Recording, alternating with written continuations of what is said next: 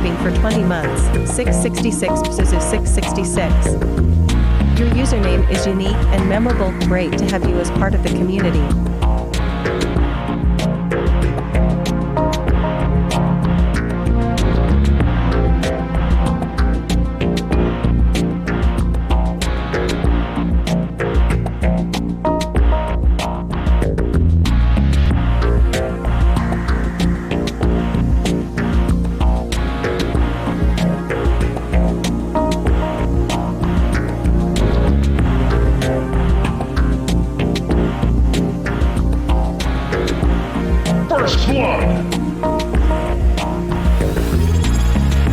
Thank you for subscribing for 6 months, Mikey303. Your username makes you sound like a fun and adventurous person. Glad to have you as part of the community.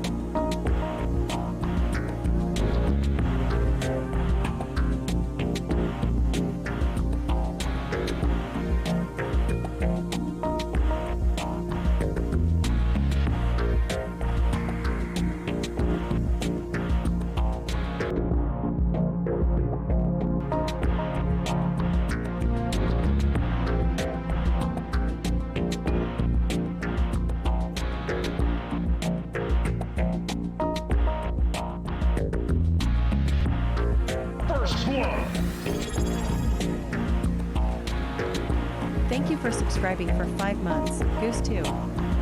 Your username makes me think of a friendly and approachable person. It's great to have you here.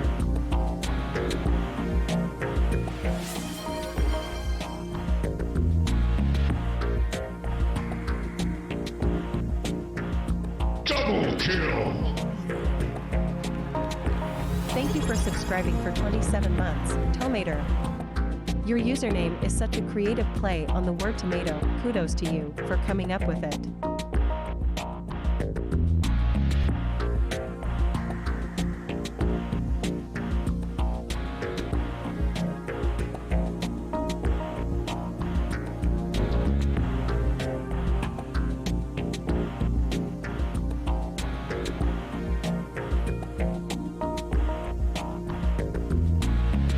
Triple kill! Thank you for subscribing for 6 months, Chandyman. Your username sounds like a superhero name. Keep up the good work fighting crime.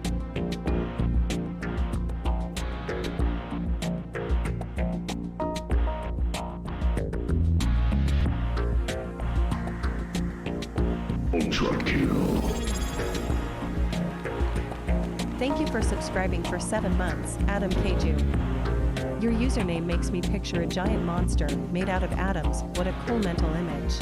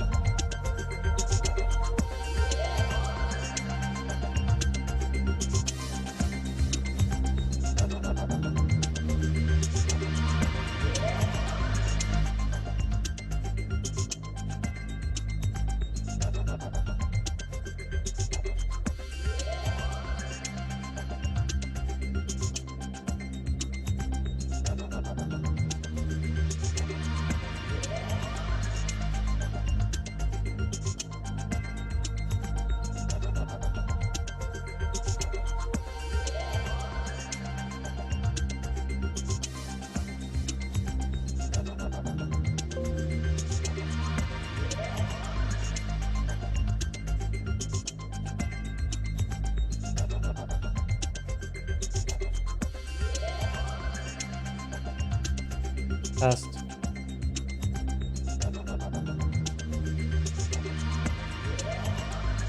Oh, I didn't have phantom power on. Hello. I'm gonna try to read everybody who attended. Well, all the subs too. Thank you, Pazuzu, for 20 months. Holy shit. Hello. Thank you, Pazuzu, for the 20 months. Oh, this is a really long song. Let me find.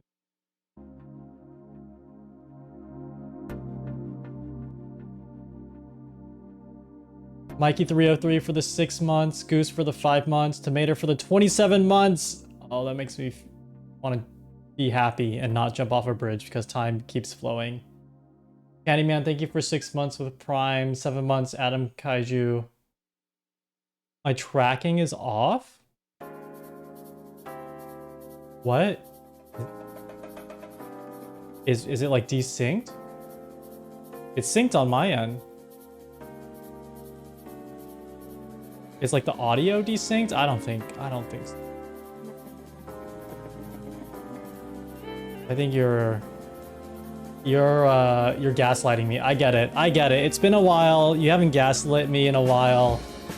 I get it. It's fine.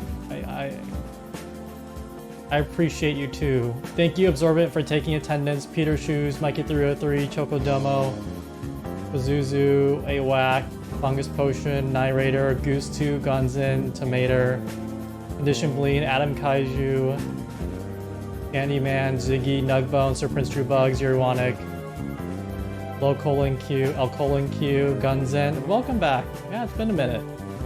Tiger Lily, hello. What's up, Eric? Sorry, you can probably tell I'm still a tiny bit jet lagged. That pose program did an update and changed some stuff, so if I saved anything, I need to readjust it. Oh, thank goodness, I actually didn't save anything. I load that program in, and it's just yeah, I just like reset all my configuration when I'm in it. And it's not a great system, but that's how I roll. They like can't nerf me forever. It legitimately feels like I have a lobotomy. Okay, maybe not. I don't know what it feels like to have a lobotomy, but throughout the day I feel like an absolute zombie. And today I took a little risky nap. So for those of you who don't know, I was on a small vacation, or actually a pretty long vacation. I was in Japan for a little bit. I don't have any pictures to show you today. I haven't sorted through them for a recap stream. I also didn't take too many. Because I wasn't like trying to turn it into content or anything, but there's some interesting fun things to share. I just need to sort through it. You missed me? Oh, thank you. I missed you transactionally because I needed something to stream and do. I like really flat? What?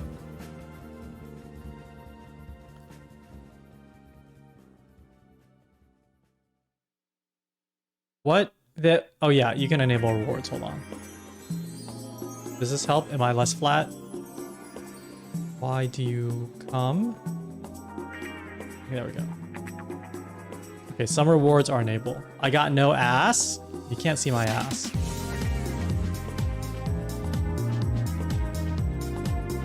Okay. I think today we might just watch videos. I don't know. Anyway, let me back this up. So I was in Japan for a bit. I got back on Saturday, and the way the time zones work, going there is not too bad. I live on the west coast of the United States, so I'll usually fly out at noon, and I land at that. It's like a 12-hour flight, so like on noon time, you land at midnight. Or sorry, on West Coast time, you land on midnight.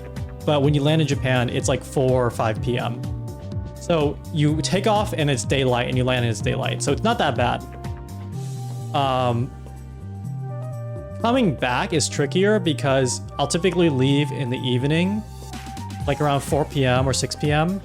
And then when you land, it's like the early, like 9 a.m. or 10 a.m. in the West Coast. And that's typically fine. But kind of the issue is that when you fly back, the jet lag happens because you're flying during the time you need to be sleeping. So if you're like me and you can't like do a full night's rest on the plane or like sleep at all, you kind of just stay up the whole time. And for me, it fucks with my brain super hard. And so that is what I've been suffering from. I've been waking up at like 3 or 4 a.m. and yeah, I've been basically like 3 to 4 a.m. every day for the past week. It's gotten better. Yesterday I slept at like 8 or 9 p.m. I had a little gummy. I'm trying everything. I had a little fruit gummy. I just fell asleep. I'm like, oh my god, this is gonna be amazing. I'm gonna wake up so late. So I did get like a lot of sleep last night, but I still woke up at like 4 a.m. And the thing is, like, I can't go back to sleep. It's just my body won't let me. And so through the day, I just feel like I have a little lobotomy going. I took a risky nap today. If I nap in the middle of the day, it's kind of huge risky because that just fucks your sleep schedule again. But I took one earlier today, and that helped. Like, if I didn't take that, I would be absolutely dead right now. No content would be flowing. Content's barely flowing. We're trying to open up. This is not a situation where I have like a lot of content filled up and I'm gonna like release it all at once. I have to kind of get back in the habit of punishing you all with more content. The number one game I do love is a sleep schedule game. I'm actually really upset that the sleep schedule's kind of fucked me this week. It's really, I don't think it'd be exaggeration to say it's like kind of ruining my entire day. It kind of, I've had to like readjust the way I've kind of been alive a little bit. Tragic, yeah, give me your pity. Give me your transactional pity. Give me your transactional pity.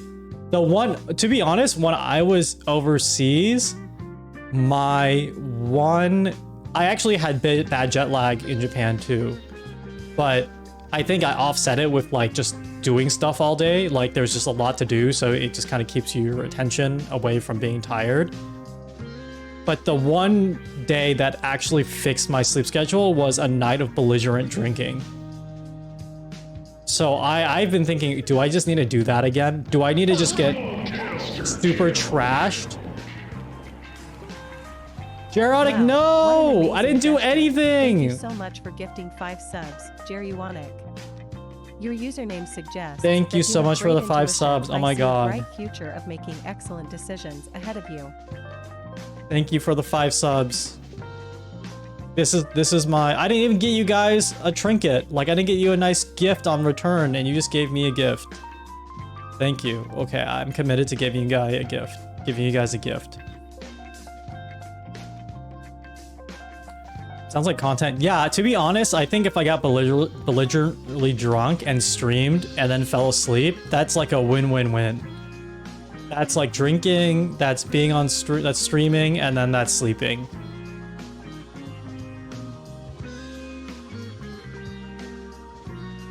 For me, I don't know about you guys, but I need to kind of get on the hype train for drinking, if that makes sense.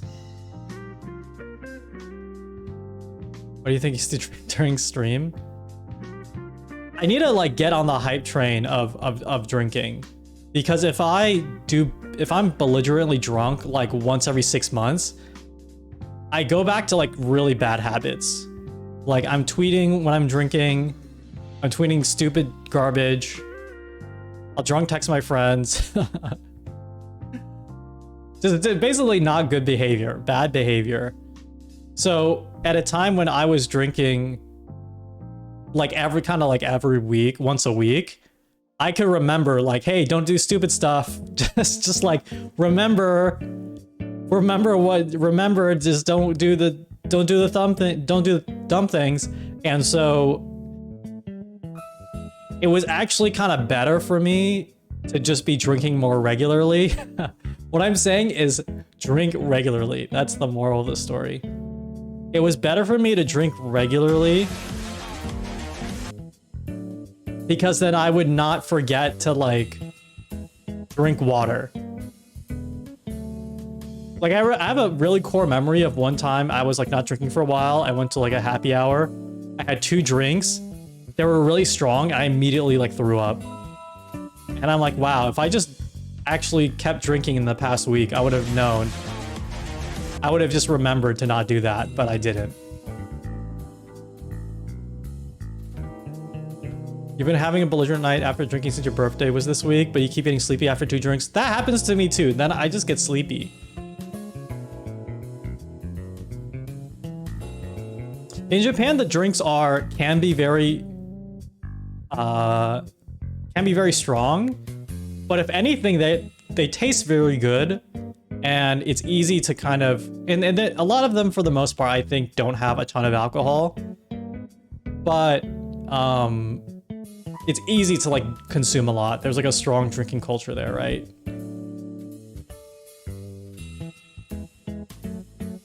Yeah, anyway, that's what I've just been thinking lately. It's like I need to drink. Alcohol is the cure. Not endorsed by a doctor. Drinking with irregularity turns you into a maniac. Yeah, for real, I don't recommend it because even though you have, maybe you remember how to drink properly, it like negatively impacts every other part of your life. What's up, Shwasted? We were just talking about you. Yeah, I did see Strong Zero has begun NA distribution, but what's the price on it? For those of you who don't know, Strong Zero is kind of the foreigner. It was the foreigner drink of choice. It's the tourist drink of choice because it's effectively $1 at this point with the yen to dollar conversion.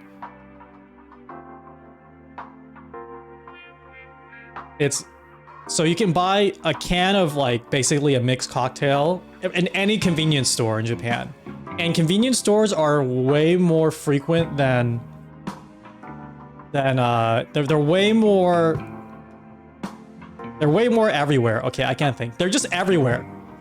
You can literally walk a block and there'll be a second convenience store. So let's just say you can get drunk anywhere at any time for $1. And it's 9%. It is 9% alcohol by volume. It's 6% versus 9% and $5 a can. Yeah, see that breaks the spirit of it. Why was I talking about you? We were talking about getting shwasted. That's why. I did notice you're welcome to the chat. Notice you're a first time chatter, maybe a long time viewer. Appreciate you. If you leave a message in chat, it makes me transactionally happy. But yeah, we were talking about getting shwasted. We weren't actually talking about shwasted, the user.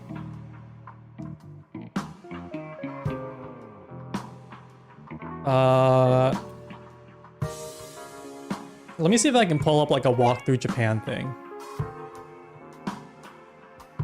Oh! Okay, whoa, this is cool. Okay, Kume. I didn't want to assume. Okay, guys, I'm gonna actually what we're gonna do today is I'm gonna pull up some videos of walking through Japan, and then I think we'll just see if we can talk about that a little bit. And actually, you saw me in Toys chat and you heard good things. Oh, I'm glad. Yeah, Toys cool. I try to catch their streams once in a while, but I think they stream mostly in the middle of the workday.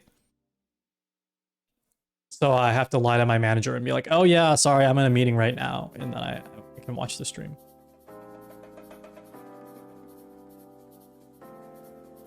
Fuck. What the fuck? Hold on.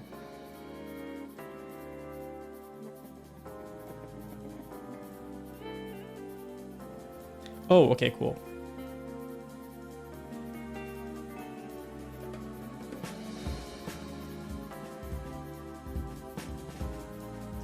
So I stayed... Okay, I think the first thing I want to say is that I'm pretty lucky, but I not only to travel to Japan, but like got a hotel this time. I am so hotel pilled when it comes to traveling now, because before when I went with friends, when I went with friends, we would all share like an Airbnb, which was nice, which is okay. Kind of the big issue now though is the prices are getting pretty. The prices have been getting bad. I don't know. I didn't check this time actually. The prices have been getting bad, and additionally,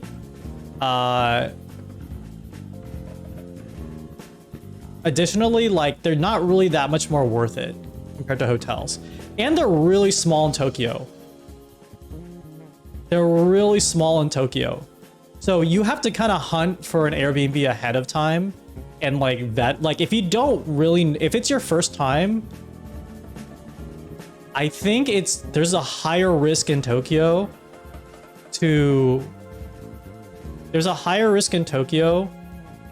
that you'll get like kind of a subpar experience with staying there. And maybe, maybe you won't know for the first time, but like staying in a nice Airbnb or a nice hotel is kind of a world of difference too. I want to talk about the schedule really quick. Tomorrow we'll do like some type of D&D thing. And then maybe a little bit, like maybe I'll sprinkle in a bit of Japan recap. I have been on and off like on my computer or just sleeping for the past, unfortunately, 5 days. And I hate it. I hate it so much. And like trying to survive work a little bit because I'll be in the middle of a meeting and someone's like, "Are you sick? You sound terrible." I'm like, "No, I just got a lobotomy." I'm just got lobotomized by a jet lag.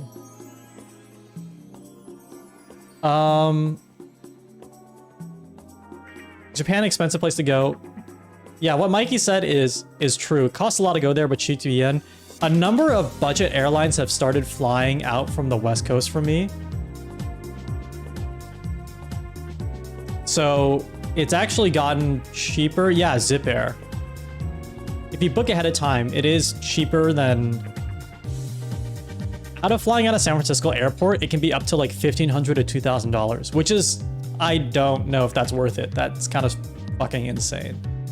But Zip Air can be like a couple hundred.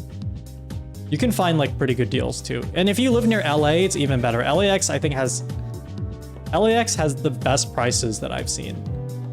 So I've done vacations where I fly to LAX and then I fly out. How many shows the onsen that I make? Ooh, that's a good question. Yeah, I should show you guys pictures really soon. Not of the onsen, but just the trip. I didn't go to many yet, but I went to one because this is another kind of hot tip. Cool vacation hot tip. If you go to Japan the first time, it probably makes sense to like go around different major cities because it's like you just want to see everything. But because I've been a couple times, I'm like, I don't want to drag my luggage on the train again and go everywhere. I just kind of want to chill in one spot and explore it really deeply. So that was actually really nice to just have one spot that didn't move, that I didn't have to move from at all. But that means I didn't go to many onsen. I did like some day trips out, and we found a restaurant where there was an onsen attached to the restaurant, and I'm like, oh fuck yeah. So like ordered a drink and then just dipped directly to the onsen, and then just like sat there with other people I didn't know, and then came back in like an hour. That is next level technology. What's an onsen? It's a public bath, like the baths you see in. This is a gross comparison, but most people are probably exposed to this concept in anime, where everyone gets naked with each other and bathes in like the big hot spring. It's basically that. There was like indoors and outdoor versions of it. You like pretending to live in your vacation destination? Yeah, I'm the same. Spa pilled, yes, exactly. It can be the last trip I went, I was a little sick, so going to the onsen made me feel so much better. This time it was just super relaxing. Onsens are America? I've heard they are. I've had a friend recommend a few spots for me in the Bay Area, but I don't think I could do it. You're gonna go to one every day on your next trip. I mean, the other thing is you can just go to like a public bathhouse, which is similar, but it doesn't have all the fancy resort stuff, but you know, you'll get your fix, right? There are definitely like large onsen towns or like prefectures or something. If you look up online, like that's also a great option. So I stayed near this station called Otsuka Station. And I was surprised. I just Googled it, and I was like, I wonder if if there's something here. But oh my god, yeah, I literally stayed like a minute from here. You're watching what I saw. And this is kind of like a smaller town on the major Tokyo line, the Yamanote line. So another kind of really nice convenience I had this time, which I didn't have on previous trips, was my hotel was like a minute. One literal 1 minute walk from the station. Like I would walk out from the station, see the hotel immediately, and just like beeline it. Versus previously I would have to walk like 5 to 10 minutes, which doesn't sound like a long time, and it wasn't. But this is like unparalleled. It was unparalleled convenience. America could never. And I was such an America hater on this trip. This trip was like, the first trip is defined, like my very first Japan trip is defined by like, oh my god, place, comma, Japan. Oh my god, anime. Oh my god, like people are speaking Japanese regularly. Like that was the first trip. And now it's God, America sucks so much. Or like public transit. I was such a fucking public transit hater. American public transit hater on this trip.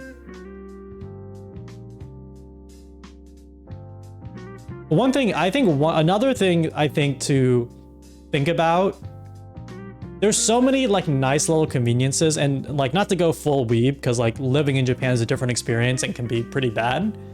But as a tourist, it's pretty incredible. One thing that you can just do is you can just basically find any restaurant, and if you know, hopefully they have an English menu. Sometimes most of them have a sign if they do, and it will be good. Like I think I spent a lot of time trying to choose the best thing, and in reality I could have just picked anything and it would be fine. It could just be fine. Like the best pork tonkatsu I had on this trip was in a subway station. But when I say subway station, I think, yeah, here's the one thing to transit pill everyone. Not only is there like an extensive, insane train network there that has heated seats in the winter, most major stations are entire malls. I don't know, I wonder if I could like if that's even reflected here. Okay, let me see if I can pull it up. I'm trying to give you some like weeb content that is not just like, oh my god, anime everywhere. Like this, I think this is something that might not be talked about a lot, even though it's such a prevalent part.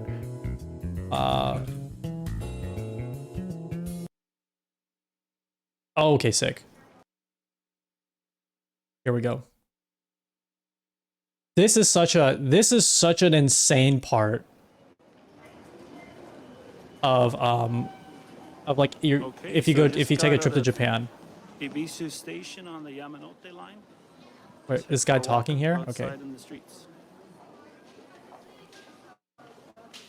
The station is a part of the city. Yes, exactly. So in most American cities, like a station is like, you just go in and you go on the train. This is like a train station. Like what you're seeing right here. And these are pretty cool. They're real cherry blossoms that have been okay, I wish this guy wasn't talking, but it's their video. I'm just watching their video. I'm saying, I wish, stop talking. I'm trying to talk over your video. Very soon. These have been brought in from not only Yeah, mute this dude. I actually might. Let's put on some other music. Oh my god, I'm such a bad person. I'm sorry. What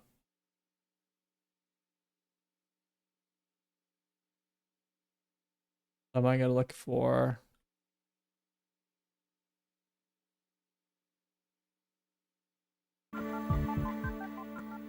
Okay.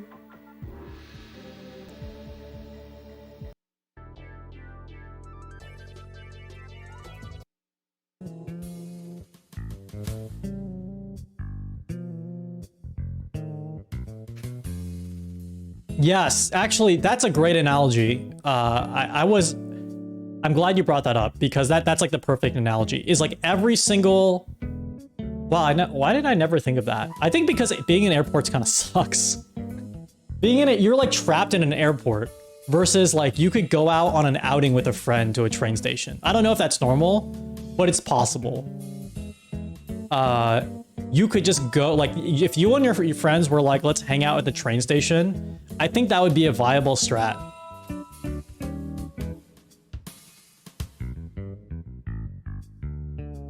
Penn stations like this. You know, I've never been to places on the East Coast a ton. And I know the East Coast is a better train network, though. Yeah, everything's pretty clean. Everything is pretty clean. The downside, and I'm sure if you watch a lot of like I'm in Japan videos or watch weebs like me, there are very little trash cans everywhere. So if you buy something and it turns into and you like unwrap it, you have to kind of keep it on you the whole time until you find another trash can. And sometimes they're only in like convenience stores or like in convenience stores or like vending machines.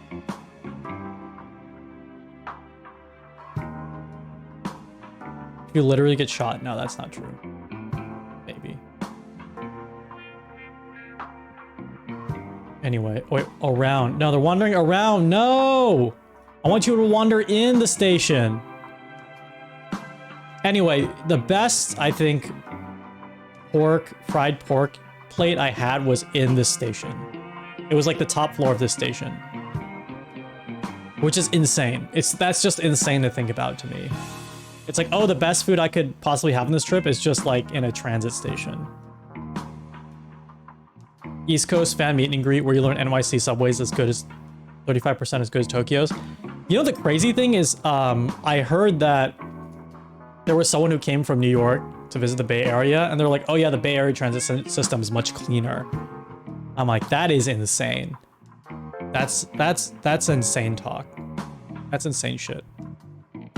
So this is where I stayed. I stayed around here. So this is like entering or exiting the station, I think.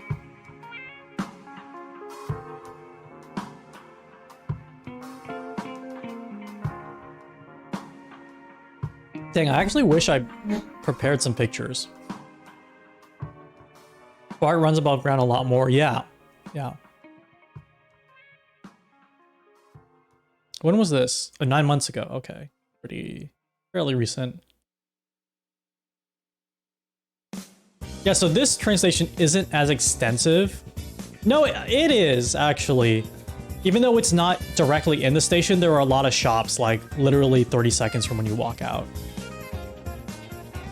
Like there was a Uniqlo near this station and I would just stop by to fill up on random stuff. Yeah, the BART is so dangerous. Yeah, I think like there's a baseline level of danger in the United States that I don't think the BART is over. Yeah, shout out to the BART anime mascots. Yeah, so that's like a fucking incredible bakery right there to the right.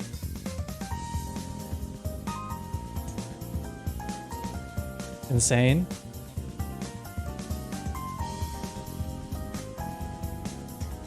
And yeah, this is like walking to my hotel was like on the opposite side of this station, but they're walking to like a little like commercial district here.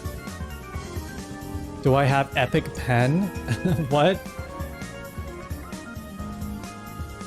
You could draw and circle. Oh! Yeah, that would be a good idea, huh? Is that like a plugin for OBS?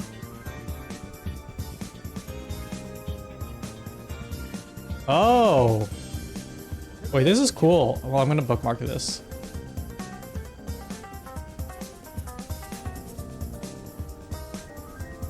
It's a screenwriting other people use for esports strategy. Ooh, wait, I could really use this for some other content.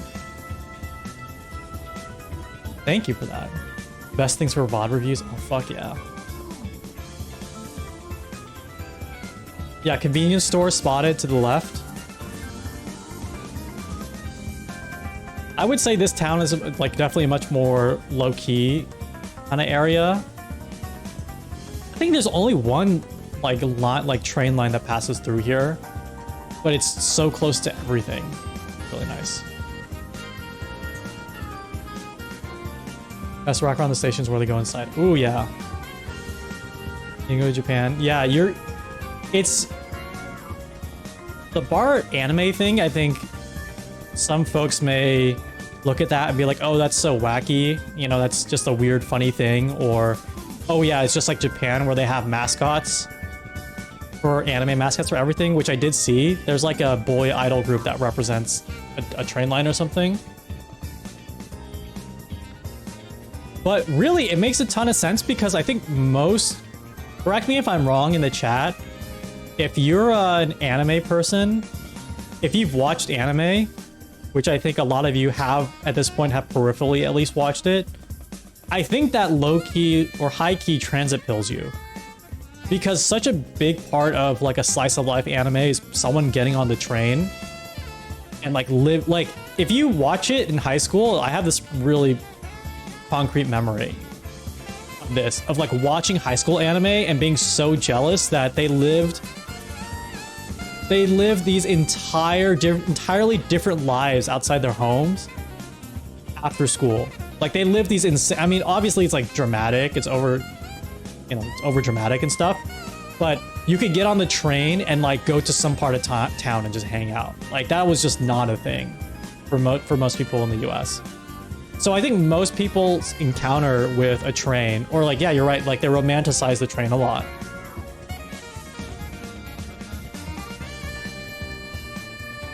So it makes a lot of sense, and like it was really cool to see the bar anime booth get so much attention, because it's like, yeah, people want this thing to be better. They should just sell anime merch to fund this shit. Okay, fuck you, Guns. I actually fell for that. God damn it.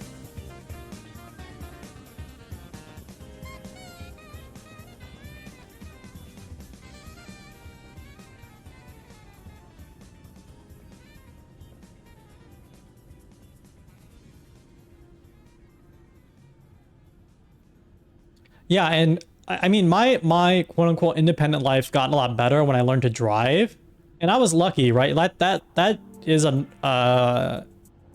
that like requires your family to have a car that you could have, or you know, if you're even luckier, you get purchased a car, you get your own car, and then you know you can go out anytime you want, right? Like your parents may not be as restrictive to you or anything like that.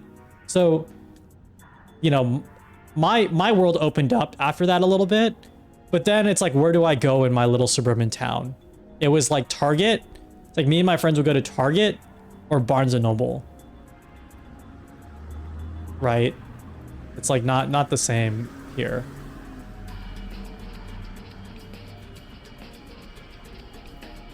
There's a bus to your hometown every hour and a half. Yeah, that is insane.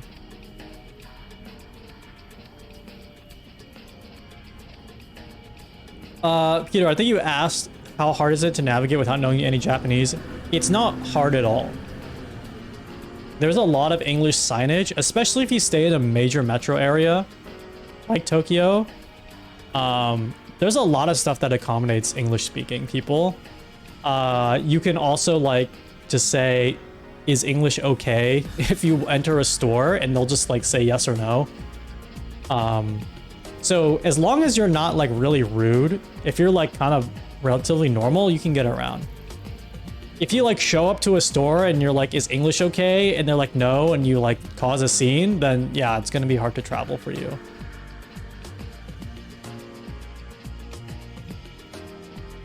No, it's not a place. I mean, if anything, it's really accommodating for English speakers. Like, you can get you can ask for English menus. Like, specifically, that's a phrase you can say is like English menu, and then you'll get a Denny's menu for something. Yeah, it's super chill. I think the first time I went, I was really motivated to learn to speak because it's like, oh man, I hate using English. Like, I want to speak in the native language to like be more respectful to everyone helping me out. But now at the end of the day, yeah, tourist stuff is so important to the economy that now that I realize that, I'm like, okay, look, I got the yen. I have yen that you want, and you have food that I want. Let's just make this transaction as quick as possible. There were times where I try to speak in Japanese, and then they would just like speak in English. I'm like, okay, yeah, I know why we're here. It's not for me to practice Japanese. Let's just get this. Like, give me the donut, and we can be along. Like, I can get out of your way. Yes, it is transactional. It is transactional. I think I went down. Yes, there's a really good sushi place here that I went down.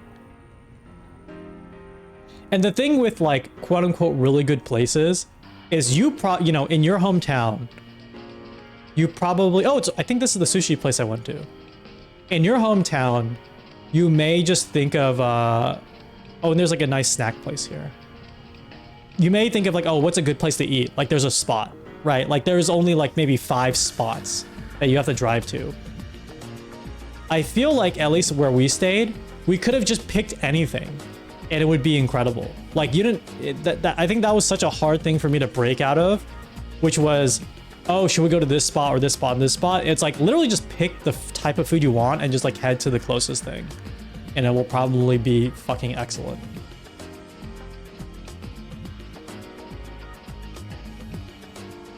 If you can, it's fine. Yeah. I mean, there were some situations where I was able to navigate and it was like totally fine.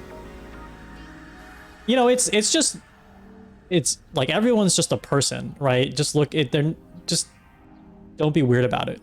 It's basically it.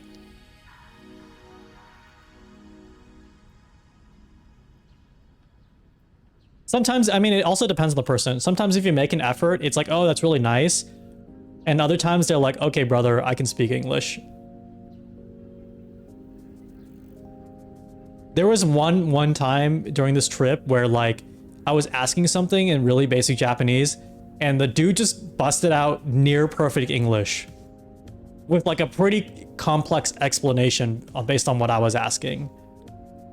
And I was like, okay, yeah, I feel like shit now. You're flexing on me at this point. And it was like a high school student. It was like a high school student working in a restaurant for sure. And one thing they said that was kind of funny was, yeah, there's so many tourists now. In like perfect English. Reading is bigger than speaking. Yeah.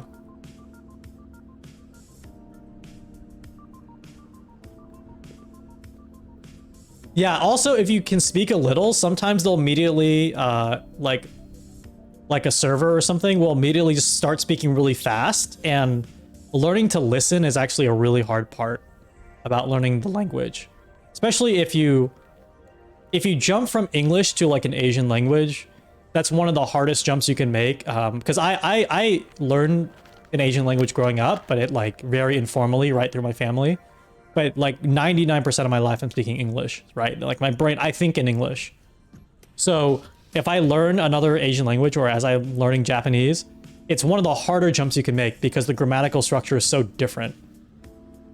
Everything's like really different. Yeah, and Japanese people can talk really fast. I mean, I'm sure because English probably sounds really fast to some people.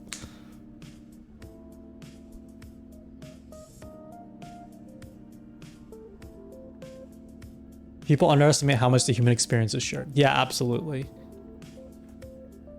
Just be cool.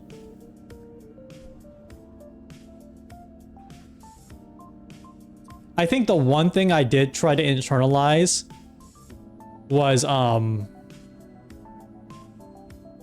Because Jams had this comment about like how Disneyland. Oh my god, this is so fucking unfair. Look how beautiful this train is. Look how beautiful these train tracks are.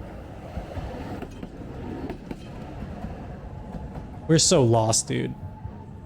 We're so fucking lost. This is not like an aesthetic video. I want to be clear. This is not like a I'm walking through and this is like I'm trying to make it an aesthetic. This is not for TikTok.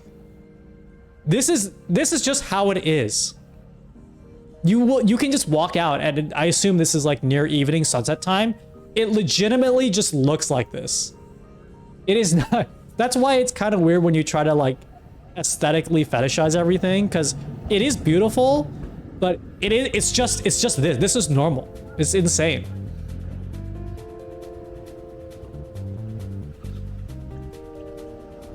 Am I a rail fan? I love rails. I love being railed, and I love rails.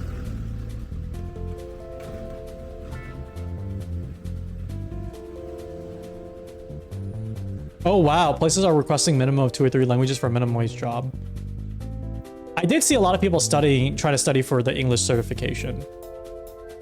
But I've thought about that a lot. I'm like, okay, wow, all these servers are not only very accommodating and very good at their job, but they can speak not just English, but also like Chinese, which is also, and Korean. And it's like, that's wild. That's absolutely wild.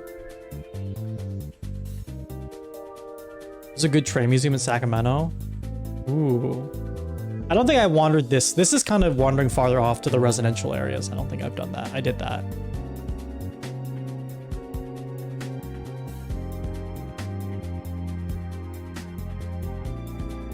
Yeah, I did get into learning just because I feel, I mean, one, you know, Japanese culture is such a big part of things online. I will say learning any language, it doesn't have to be Japanese. I think I wish I committed to it a lot earlier. I did take some in college, but like the way that college school kind of structures learning language is a little different than the way I like to learn it. But it's very fulfilling, even if it's like really anything. I think it's like super fulfilling. It's a really good hobby.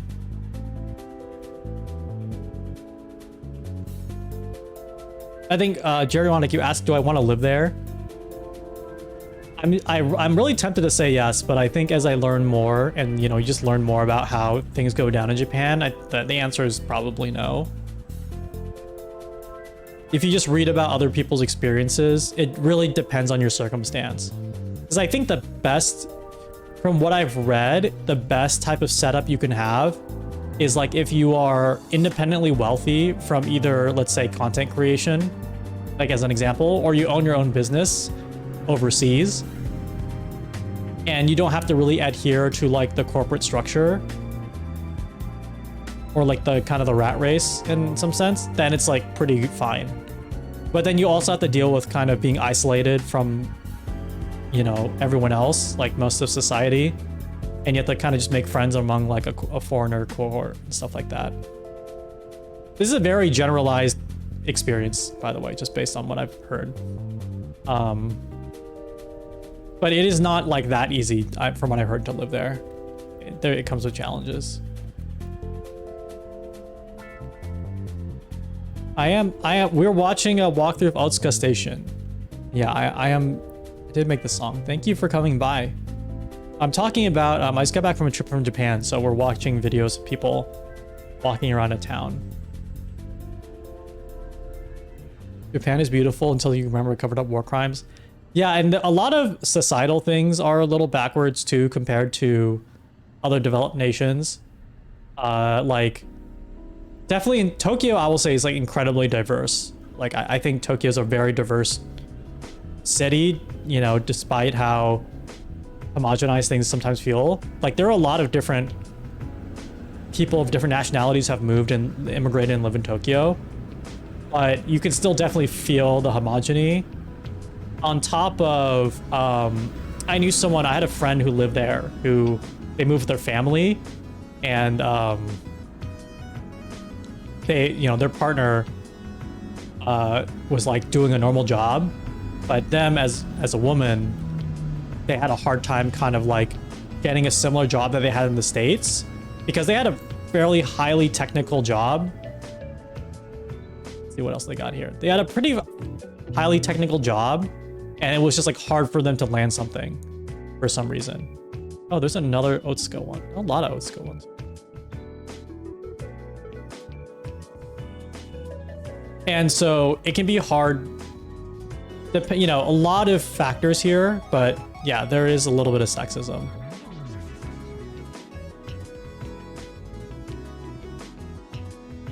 Oh, thank you, Tucker Steak. Wow, that actually made my day. Thank you so much. I'm really bad at promoting my own shit, but I'm really glad you liked it. That makes my day. I'm not like a going full-time musician kind of situation, but making music has been really fun, and it's really nice when someone says something super nice about it. That isn't a close friend, because all my close friends are lying to me. It has to be pure and unfiltered. Straight from, you know, straight from the, unfortunately, straight from the internet hose.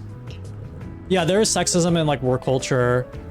Not super, like, when I was there, they just had like, I don't know the full details, but I think like a court ruled that like it's unconstitutional to like forbid like an LGBT marriage, and like that just happened in 2023. And even then, there's kind of, you know, sometimes not the best opinions around LGBT folks.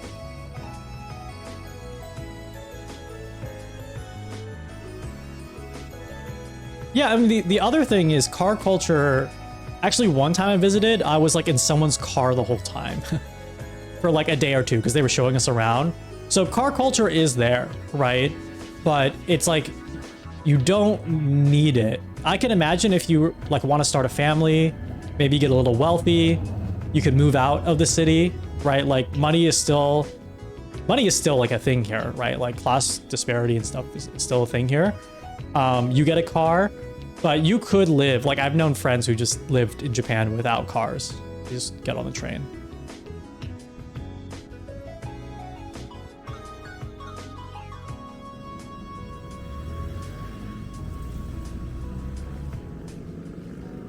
Number of cars per people is less. Yeah. I have no idea where this person's going because this is the town I stayed in, but they're kind of far off the train track. Oh, thank you, Tucker Steak. Wow, that really made my day. Thank you so much.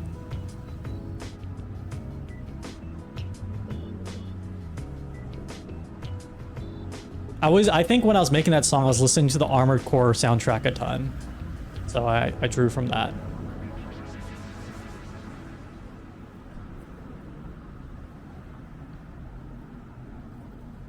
Yeah, and I would also say like most of, you know, these walkarounds in Japan, like this one is pretty chill. Like, you know, there's nothing crazy popping out like that commercial street.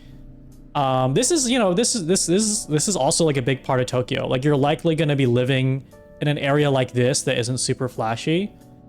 And to be honest, some of the buildings are like not very inspiring. Some of them are kind of sad. If I were to be completely honest, some of the apartment buildings are like kind of like, oh, this is it's kind of not a vibe. And some apartment buildings are incredibly beautiful, but you know, there is a sense of common life. Like if you go off, that's kind of a trap you can fall into, is because there's so much to do. Like in my mind, if you visited San Francisco, you could do everything, deeply everything in maybe 2 days. Like all the tourist stuff. In my mind, you could do it in 2 days, right? In Tokyo, you just couldn't do that. I think you legitimately need like 7 days to 10 days. And that's if you did everything you wanted to do every hour. Like, let's say your first time there. Yeah, it's like actually impossible. And so it's easy, I think, as a tourist to get caught up in like, oh, if I lived here, I would just be doing all this stuff all the time. Versus like, probably the majority of your life, if you actually live there, you'd be looking at something like this. You know, which is just like pretty chill.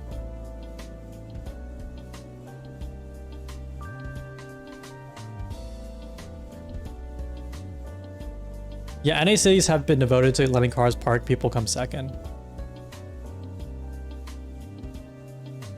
Did I take portraits in Samurai Doe? I don't know what that is. Is that like a photo opportunity? Oh, a wild thing though is I went to a bookstore. Oh, in Samurai Doe armor? No, I didn't. No. I went to a bookstore. I don't know how the zoning laws or like the non-zoning laws exactly work here, but I went to a bookstore that was like in a neighborhood. I don't know how to describe it. It's like we had to go through a residential area like this, and just like at the end of it was a bookstore, like a small funny bookstore. That's another thing that's like really surprising is like you'll just see shops sometimes in the middle of a neighborhood hanging out. I don't know.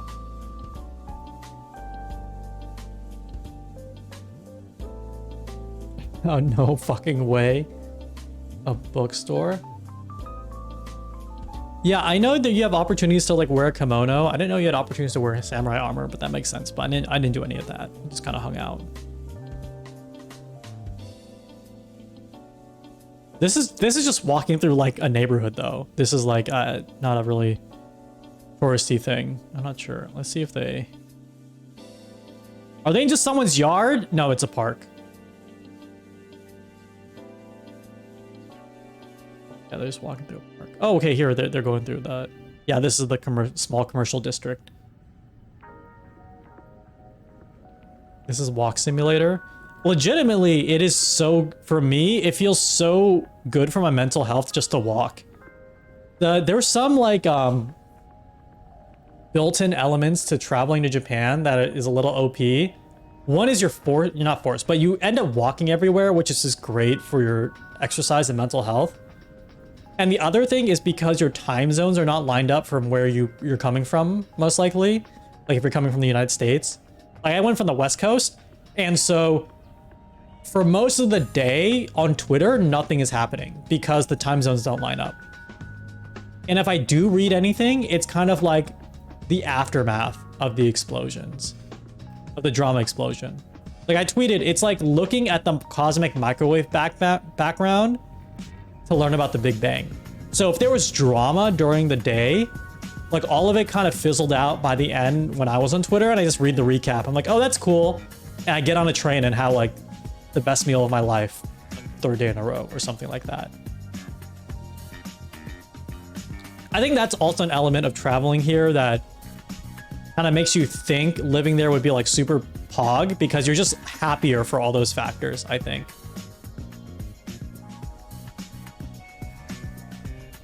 Not all of you are Twitter addicted. Okay, but I am, okay? I am. Oh, I did go to a museum. It was cool. There were so many museums in like one vicinity. I wish I went to all of them. I only went to one.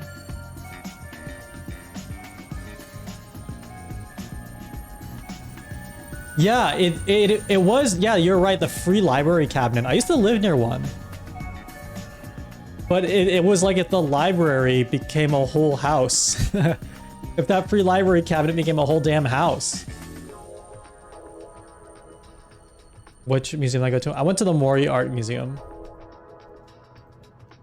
Modern Art Museum. There was one exhibit. I think I'll definitely pull up the video. I'm not sure if I can show it. Fuck it. It basically was like a Kodak call between three economists, and they were arguing with each other. That was my favorite exhibit. And there's another one with, you're in a room, and there's like basically kind of droning music in the background, but it's made from sounds from a computer server room, and then they project clouds on a screen, and it's like, guys, we look at these clouds, and the music is from the cloud on the internet. So modern. So modern, so cool. And I'm like, it is actually pretty modern and cool. What other stuff? Oh, Ikebukuro. I stopped by Ikebukuro for a minute. It was so Actually, one thing I learned about myself on this trip is depending where you do hang out and where you might live, for me, noise pollution is becoming more of a real thing. Like Ikebukuro is a really large kind of town, or I don't know how you're supposed to call them, but like it's a very large stop, right? A very large, like there's a lot going on. It's super dense, a ton of stores, a lot of skyscrapers, a lot of people. Yeah, even so here's the train station. Like even the train station is gigantic. I do get like extra exhausted and extra like maybe start getting a little sick because it just isn't quiet. Does that make sense? Like if you're walking around these places, it's pretty loud. Like up until midnight or 2 a.m. Like because there's just so many people and there's so many buildings and so many lights and so many things going on that it is easy to get noise polluted. And so I try to be more conscious about like staggering my day. Because in a previous trip, I got pretty sick because I think I just did everything all at once and kept drinking and didn't sleep a lot. But I think a part of it was just like walking through these major metro areas for hours at a time and just being inundated with like noise constantly. No, I know that. No, that video is bait. That video is bait. How much noise and night pollution is too much? I'm not sure, but I definitely think Tokyo is there. Tokyo is, I think, it's pushing it a little bit.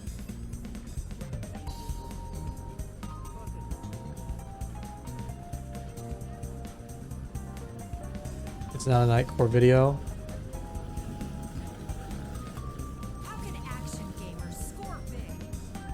Amon has followed into Lego City. What is this?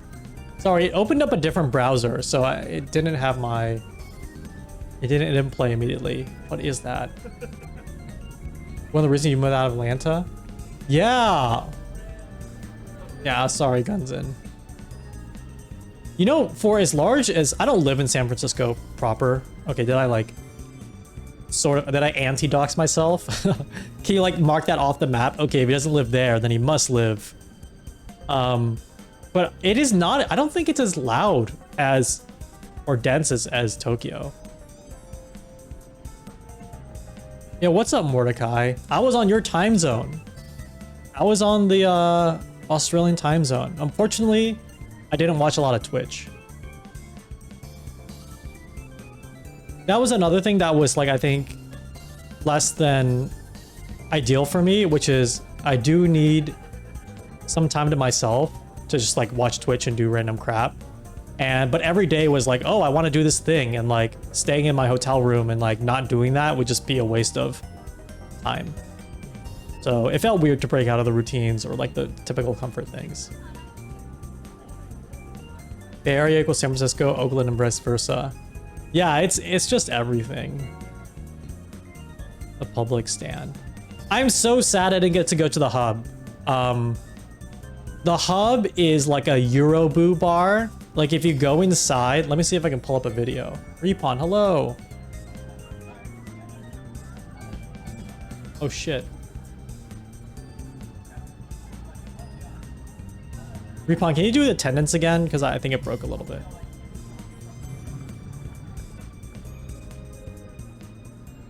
Let me just make sure attendance is working.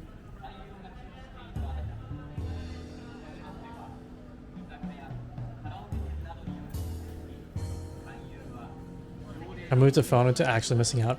Yeah, because I knew at this point, I know exactly what I'm missing out on. Not good. Okay, let's see. Thank you. Yeah, that went through. Let's see if attendance went through. Oh, okay. Yeah. Attendance has gone through. Okay, it was just that one that broke.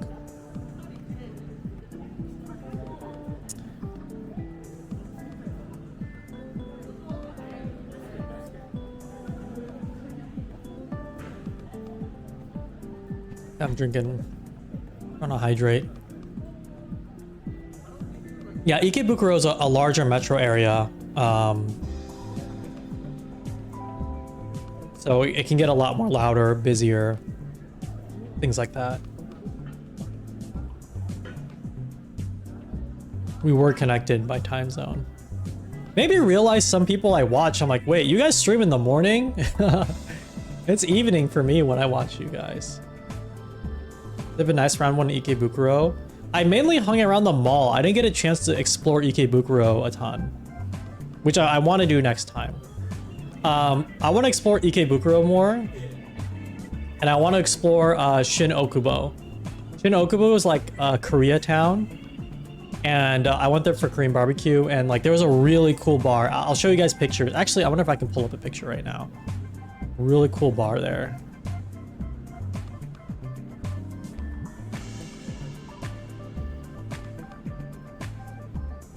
Yeah, this place was nuts.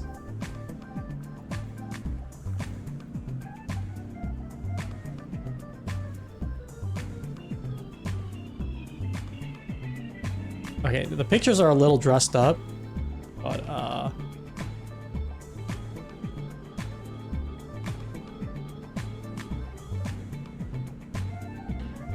oh, come on, show me a good picture.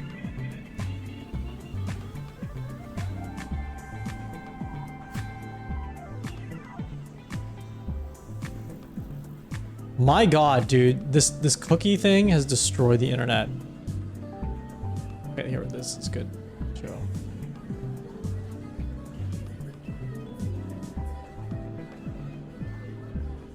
You missed out on Koenji? I went to Koenji. I went to the retro vintage areas and I didn't super vibe with it.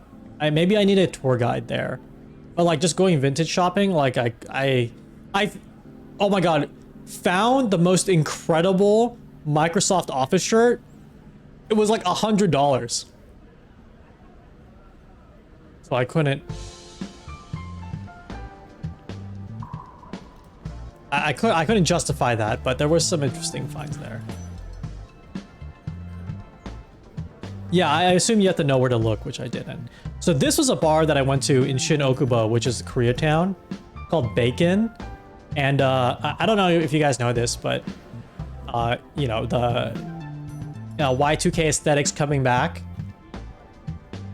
It's got a little bit of that, for sure. But I honestly have never seen a bar like built like this before, even in Tokyo. And this is the room that you enter in. They definitely lit it up. Like they definitely lit it up for these pictures in a certain way. I think because there's like this neon light here. But it has this like sterile looking environment, and there's a little Bjork shrine. There's like a little shrine to Bjork as you enter. Nice outdoor area. This is what the bar looks like. Tron bar above Coin Op. Yeah, I think there was a place like this in SF. And this is yeah, another area here. It's called Bar Bacon. Yeah. So when I went here, there was a typhoon warning on Friday. The Friday before I left, there was a typhoon warning. And in Tokyo, it wasn't too bad. It was just raining a ton. I know in other parts of Japan, it would like got really flooded. And so when we went here, there was basically no one else. I felt kind of bad. So we just kept buying drinks and like, they let us use the sound system. Like the DJ deck was there, but they just had a laptop connected and we just played songs on the laptop and drank. It's cool.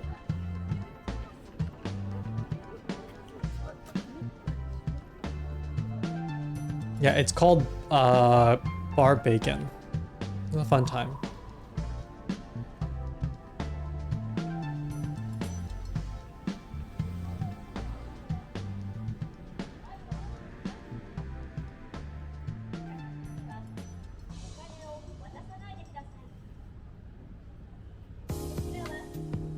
Oh, another fun thing if you go is to look up different drinking alleys. They're like, this is not a drinking alley, but it's like a similar vibe.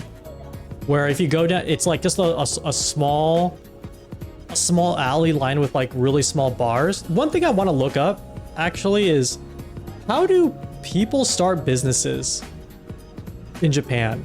Because it seems like people can just start up their own little bespoke concept bar and like chill with it for like at least 1 to 3 years.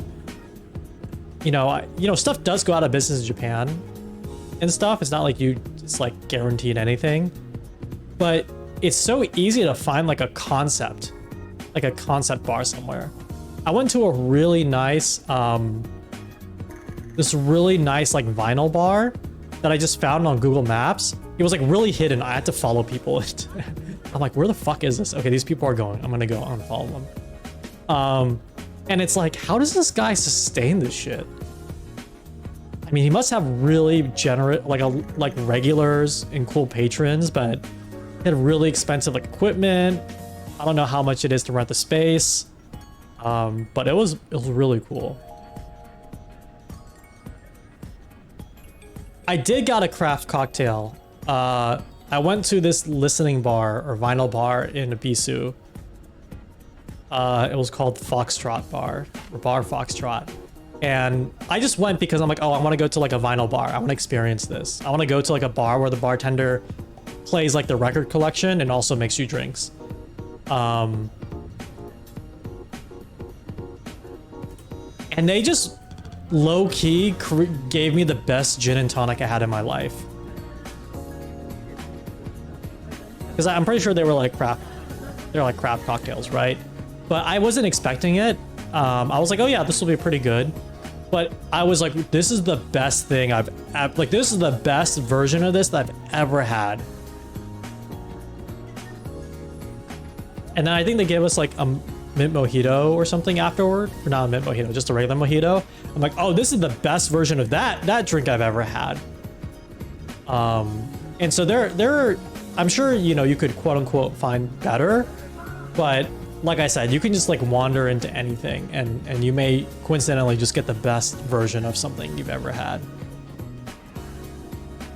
That's cool. You're a bartender by trade. That's awesome.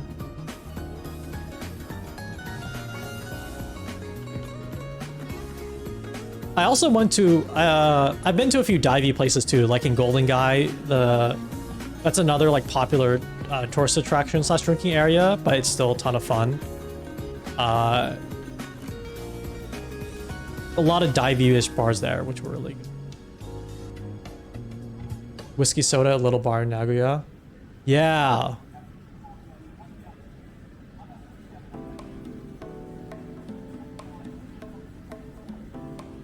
I seen live music? No, I wanted to. There was one trip I went to where I actually found, I was really into a band at the time that I found on YouTube and they were performing. And so I went to a few, like, I went to try to see them in one show and I'm like, oh, I'm like 20 minutes late. It's fine. Like shows are always late. I went there and the person at the door was like, looked at me so confused. They were like, why are you here 20 minutes late if you want to see this act? Because I pointed at them like, oh, did this person go on yet? They were like, yeah, they went on 20 minutes ago because everything is on time. Are you fucking kidding me? Everything's fucking on time here. They didn't say that, but you know, kind of implied with the tone. I did stay at that show. I did stay at that bar and watched a few different acts and that was really fun. And then I went, they were performing like at a shrine the next day with like a bunch of different electronic artists. They were like an indie.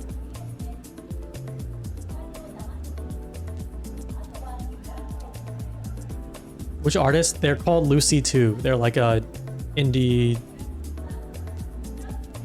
I don't know how to describe it. Fun pop, fun punk. Guitar fun band. Every act is on time. Yeah, and it is on time. Maybe this one I saw at the shrine was extra on time because it was at a shrine. But someone was like playing an experimental noise set. And then they ended their set like exactly like 29, like if the act started at 3:30, they must have ended their set at 3:29. And the next band came on and immediately started playing at 3:30. That had to have been the case. Because I was checking the time and I'm like, wow, this is like so incredibly on schedule. This is insanely on schedule. Best gin and tonic? Yeah, I mean, I'm not a bartender. I don't know anything about bartending, but what did they do to make it special? They carved the ice. The ice was like super pure and like a big block of ice. I think that probably made a difference. And They definitely added different syrups in there. We were guessing that they might have made their own syrup, and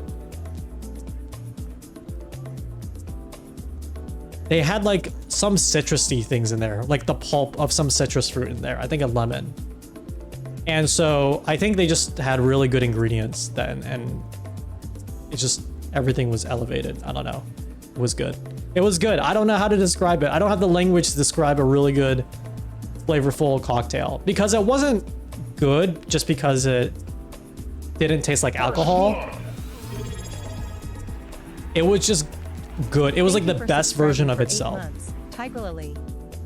Your username suggests a person with a gentle yet fierce personality. Glad to have you as part of the community. No noise set, and there was literally ended with a kitchen timer set to an hour.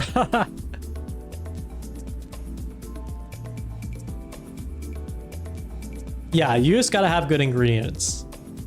The rest will come. You're jealous. I'm sure if you make it out, or really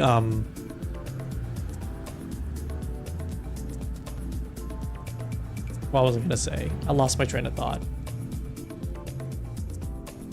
You know, the noise set that I watched, I did not intend for... I didn't go to the show to watch a noise set. I went to the show to watch this, like, band play. But the number of... The number of acts was, like, really diverse that I was really surprised. Pleasantly surprised to see. This is a super famous shrine in Kyoto called Fushimi Inari, and it's the one with like all the. This is like a very Instagrammable location because it has all those red shrines, red gates that you walk through. Kind of the. Oh, this person's going downhill, but kind of the scamaz here, the scam, is you have to no one really talks about it, I think, or like it catches a lot of people by surprise. You hike a lot. There was a lot of hiking here, and it kind of is funny because you'll go up to like the halfway point and be like, oh, am I done? And it's like, no, there's like another 1.5 miles that you have to go. Yeah, it's one of those places that you can just go to though. I think one time when we went to Kyoto, my friend just took me to all the famous shrines in a day. So I think it's possible to do everything in one day. Did I go all the way up? Yes. I've only been once, but I went all the way up. You had to go all the way up.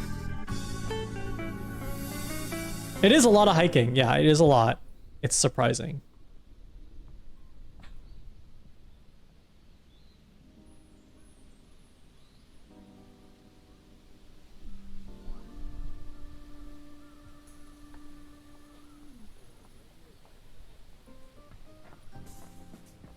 Food man.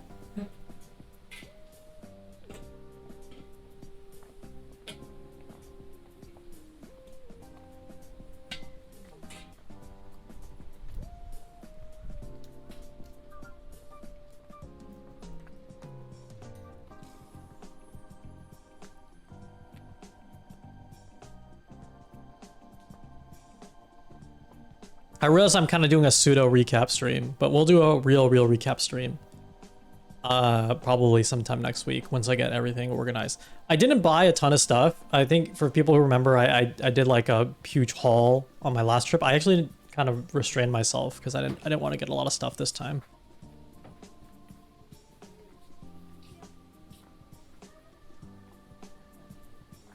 There was one experience I had that was really funny that I need to somehow turn into a stream idea, where I went to a small cafe in Kamakura, which is a kind of a beach town that's a day trip out of Tokyo, and they're really famous for this like rice. You have a bowl of rice and you put this how do you say it, meringued egg on top of the rice. So like eating rice over eggs, like a common kind of dish. So they meringue the egg and put it on top. It looks really nice.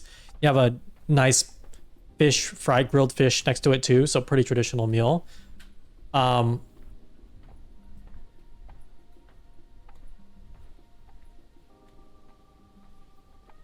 So when I ordered the dish, they brought out like a bowl, 1 egg, and a whisk. They were like, you gotta whisk it yourself. And so I spent like 30 minutes trying to whisk the egg, and like I've never meringued an egg before, so I don't know what the technique is. And it took them a while to prepare the meal, which is like why I think they have this thing.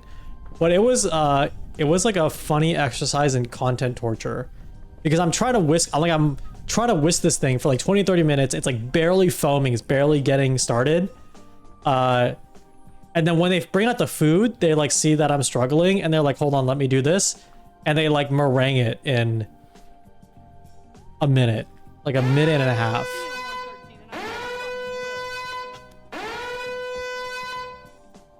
Oh, Jams, thank you so much for the raid.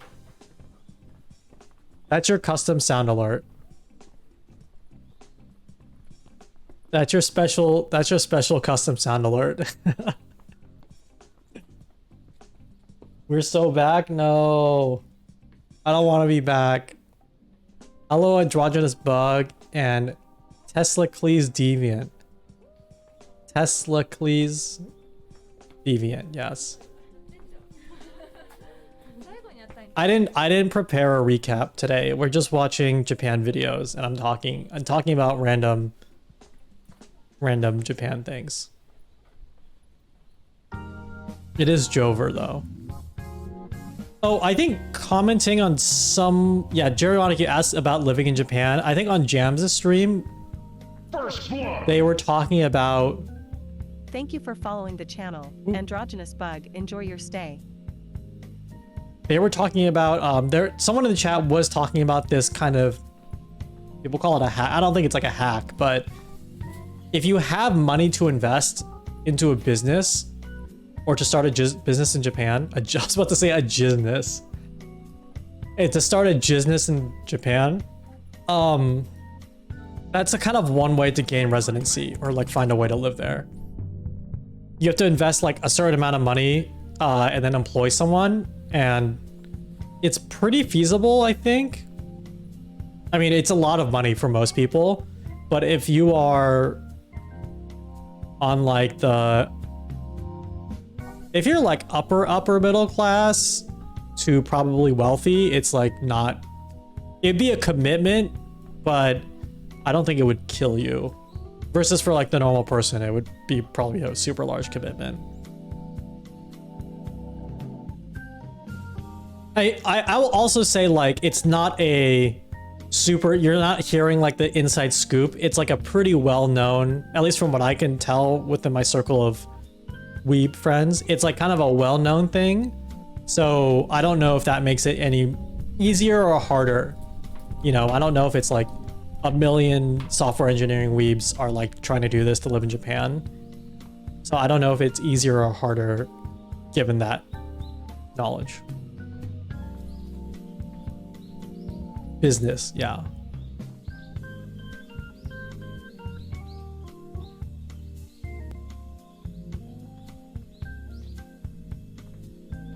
Oh, I need to do my special shout out. There should be alerts for shout out. Oh my god, I just typed slash.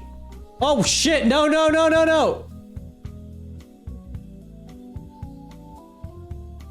There. I almost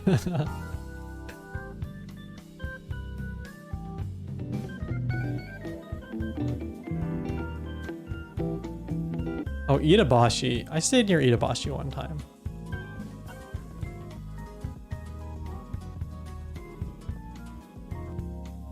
Well, I want to find a daytime.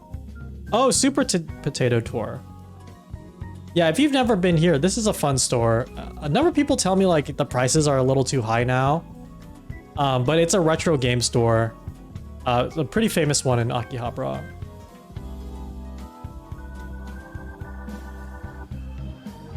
Software consultancy, but in Japan. Yeah, the Japan name where it's like software consultancy Japan.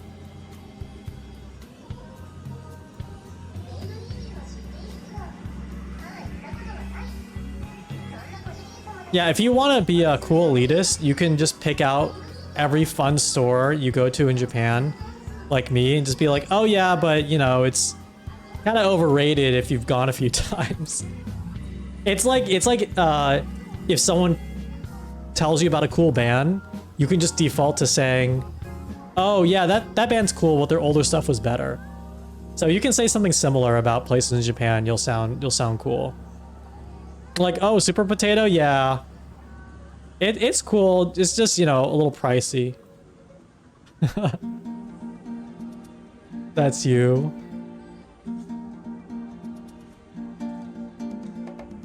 I do, okay, here's the wild thing. I do feel on this trip, everything was slightly more expensive.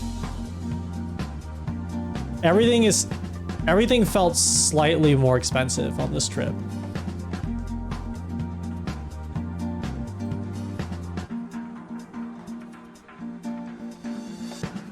I think because of the economy. Yeah, at bars, sometimes people can be really friendly. Like at the vinyl bar I was at, some guy just started talking to us because I think he noticed, like, I mean, I was speaking really shitty Japanese. Oh, the vinyl bar I went to was Japanese only. So I just like did my best to fucking ask and order stuff, and it worked out. But the guy spoke to us in English. He was really nice, older dude. And he was like, he said two things. The first thing he said that was really funny was, oh yeah, the yen to dollar, he just like made a downward motion, like the stonks downward motion. And I'm like, yeah, true. The other thing that was funny was, I don't live in San Francisco, but anytime people just ask where I'm from, I say San Francisco because like that's just easier to explain. And I guess I just want to dox myself. And they asked, oh, is there like a vinyl bar also in San Francisco? And I tried to explain, not only is the answer no, but if one existed exactly like the one that we were sitting in, it would be like a 3-hour wait and each cocktail would be $25. Like, I didn't know how to really describe that phenomenon to them. Like, I guess if someone was like, oh yeah, In-N-Out in Japan would be like $15 and like people would be waiting 5 hours in line. You could sense your forwardness from rip 2 off. It was still, I mean, overall the prices are still, not Super Potato, but prices were a little cheaper. They open it In-N-Out Tokyo. Yeah, it's a pop-up though, right?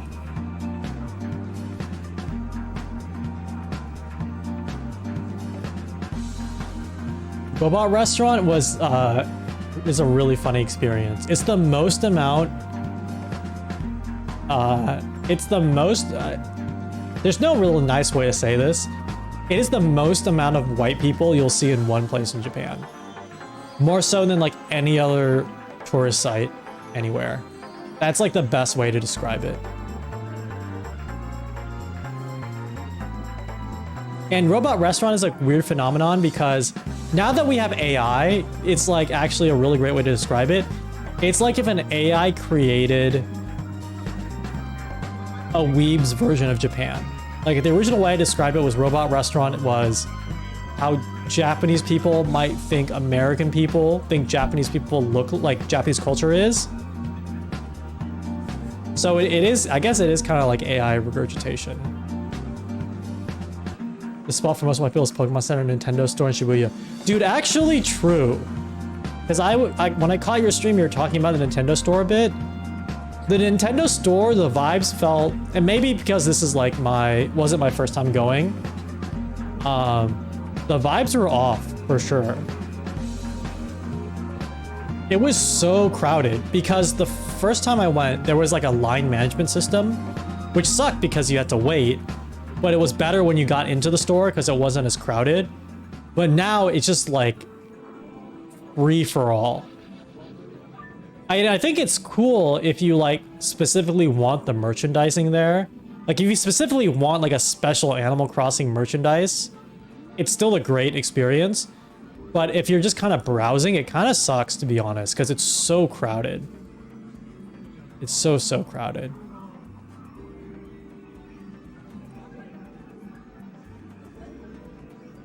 Prices going up kind of even out with the yen being down, or do you mean it was more expensive even taking that into account? Yeah, overall, it still was cheaper than like eating out in the States. Especially in California, but just from like past memories, and it could be I'm just like over indexing on like anytime you do something for the first time, it always feels really great. But compared to my other memories of like being in Japan, things did feel more expensive. It's like, oh, for this bowl of soba, like 1,000 yen, that feels kind of pricey. Like 1,100 yen, that feels kind of pricey. Even though that's still really cheap compared to what you would get in the US. Traveled to India recently and bought a meal for 8 people for $25. Yeah, I think something similar happened to us on one trip where we had 6 people at the table for Denny's, and it was like $8 a person or something wild for that. And we got a lot of food. Toy, hello. That's a very cute emote. Oh, you're a part of like the cabal of VTubers who know art. So you're like overpowered. It's not fair. You can draw your own emotes and stuff.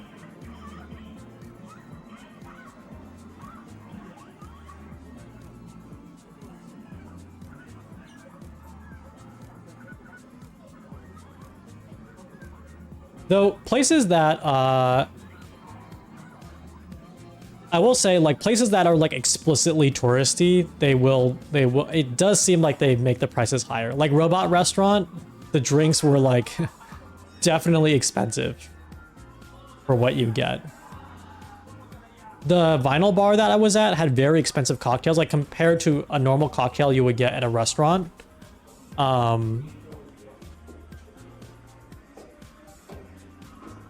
Was still really expensive because I think it was like 1,600 yen.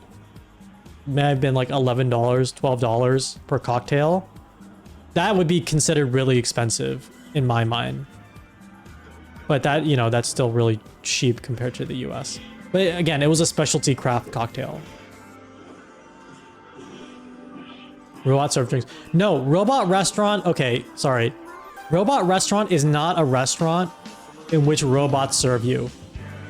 Robot Restaurant is like a medieval times, but instead of medieval lore, it is like robot. I don't know how. Okay, I'm just gonna pull a video.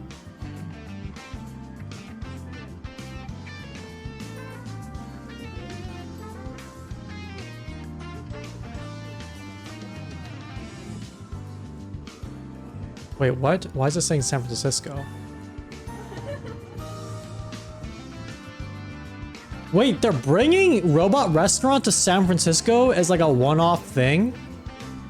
What the fuck? They're like doing a... What?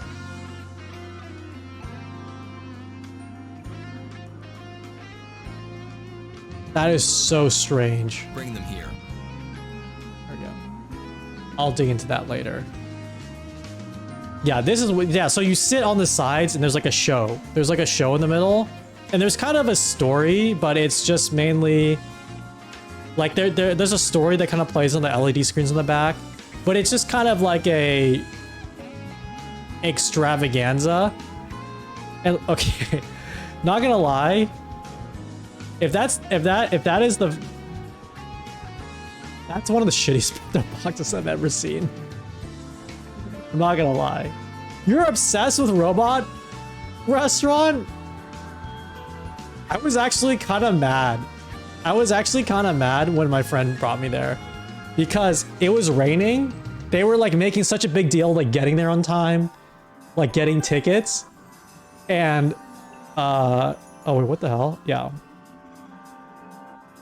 And then when I actually sat down and realized what was going on, I'm like, I can't believe you hyped this up so much. Yeah, it's a lot. So yeah, there are a lot of animatronics. It is impressive. It is a cool show, but it is so leaned into the like maximalist, extravagant Japanese vibe. And I can't even say it definitely feels like it. Maybe this is like a super unfair thing, but like it does feel like it was produced by like a Western producer. There's like no other way I can describe the vibe. It feels like some like ABC network producer made this show. It's still like a lot of fun, but it leans in super hard to like the Japan's so weird, so wacky kind of vibe. Yeah, it's super campy. That's it.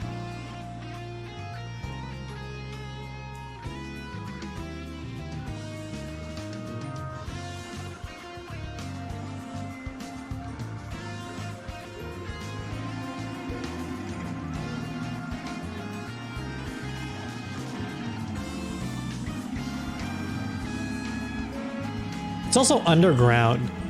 Get funneled underground. Yeah, so in between acts, they like, you can go up to like a drink cart and buy drinks, and they're like a canned cocktail for like $7 to $8 USD, which is like normal here, but that's really pricey. Given the fact you can get absolutely wasted for like $2 from a convenience store.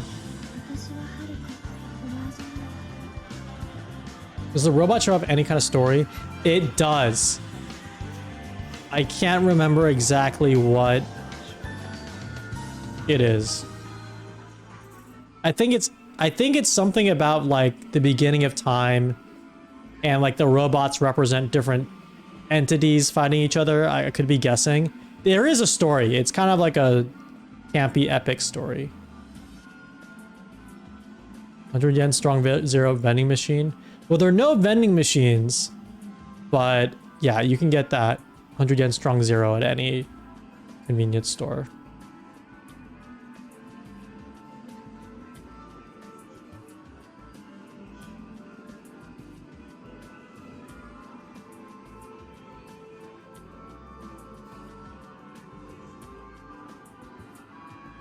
Yeah, yeah, see, like there's that little part that happened, that's like a story. Like these guys are like bad guys or something, and they're fighting this like spider guardian, and the guardian like shoots a web at them and defeats the bad guys. Whoa, world's most luxurious train.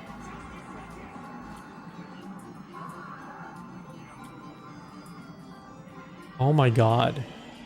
I want to try this. It costs 3 billion yen to ride or to build.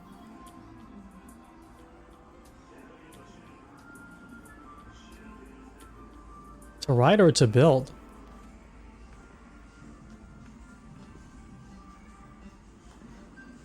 Damn, I want to go on like a nice train ride like this. Oh, 50. Oh my god. $5,400? Okay, at that point, I'm gonna buy the new Apple VR headset and just like VR myself into the train ride.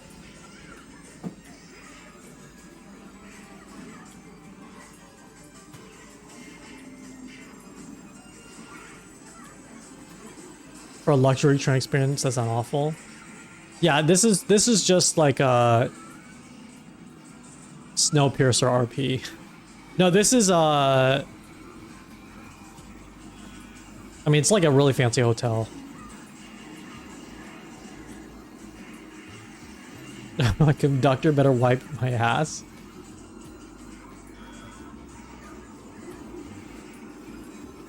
What's going on? Oh, Super Potato. Oh, the Super Potato thing was still playing.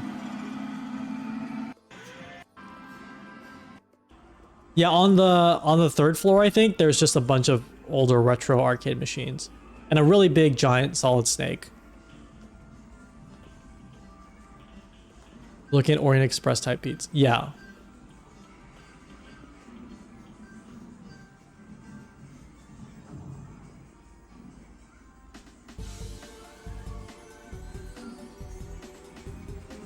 A cartridge throne? I didn't see one. I don't remember there being one. Yeah, this is the top floor where you can buy snacks and like play older arcade games.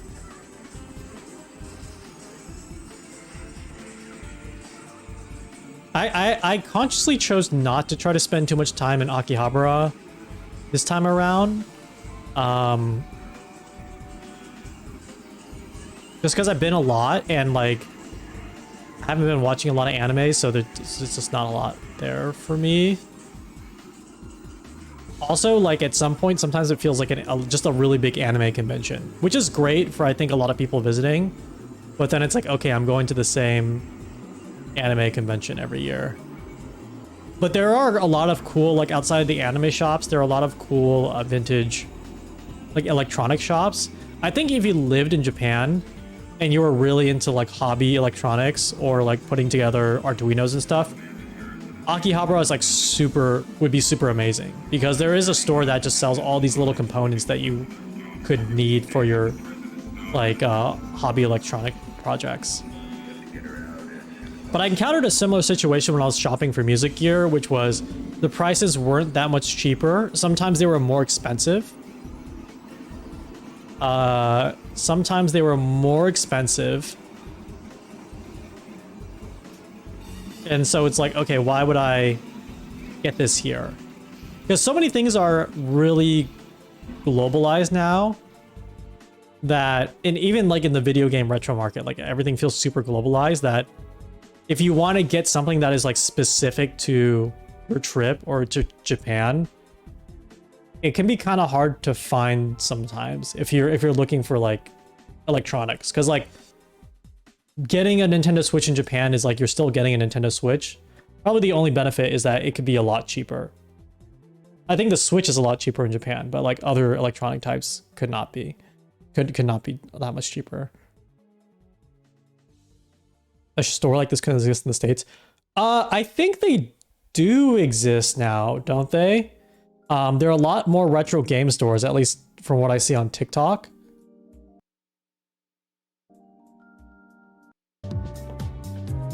There are a lot of more retro game stores like on TikTok, and then there is a Super Potato sister store, if not spin-off, like in LA, in Little Tokyo.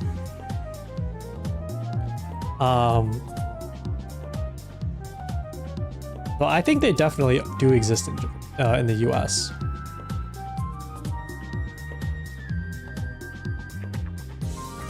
Sounds like a Radio Shack. Oh, I see what you mean, yeah. Yeah, there are specialty stores in the US. I'd say the only difference is most of them probably are relegated to being mainly online stores. And like the idea that there is like a hole-in-the-wall store with your specialty thing, I don't think really exists, or like is like phasing out. For sure.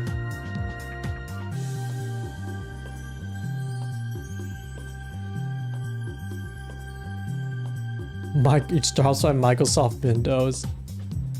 How often do I go?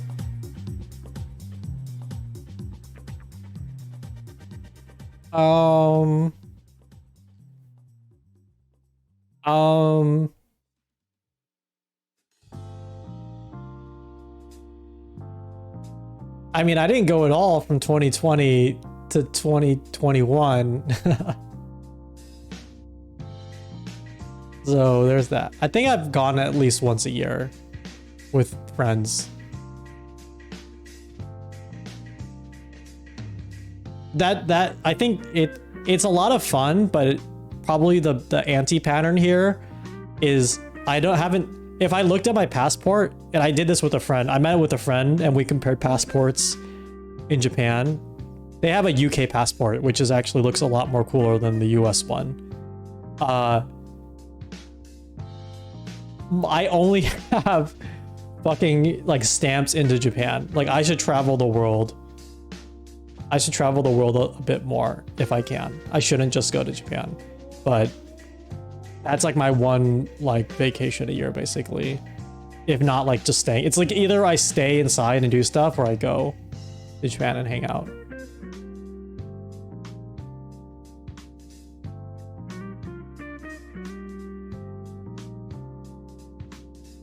Melty Blood spotted. Do you see Melty Blood?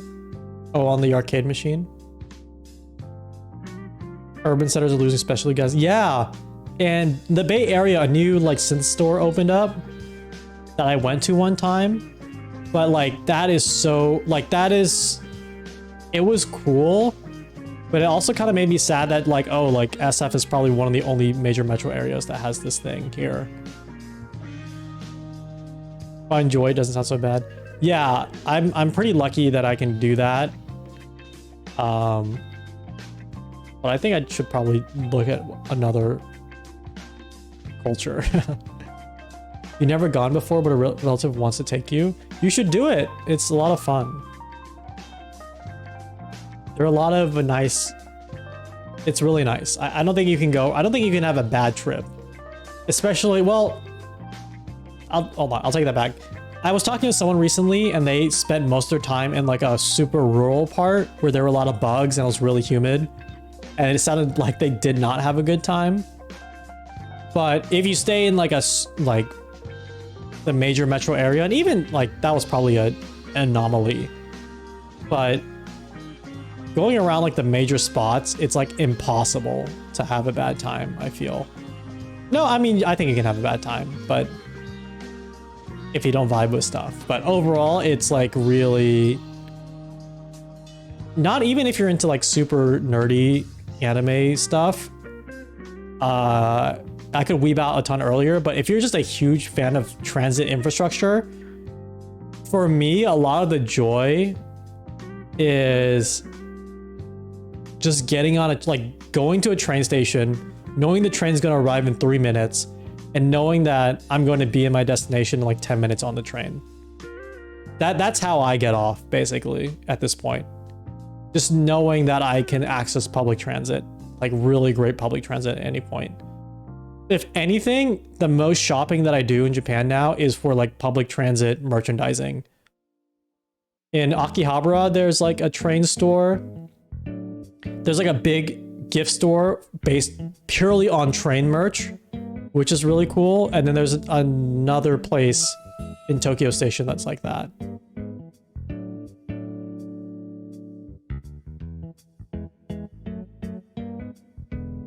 Going to Brazil, you think bugs in Japan would be nearly as mean?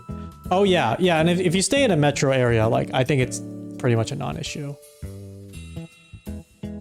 I wonder if there's a video of this place.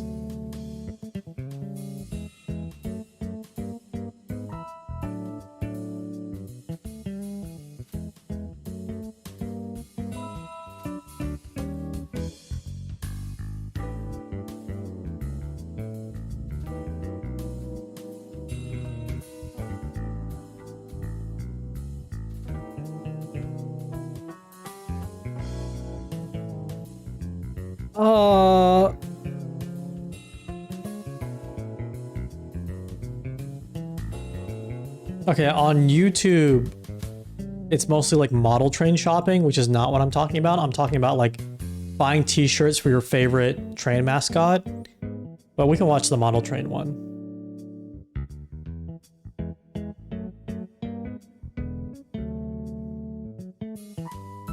Everyone should go to Japan so you become a transit pill, then advocate for better transit. Yes, exactly.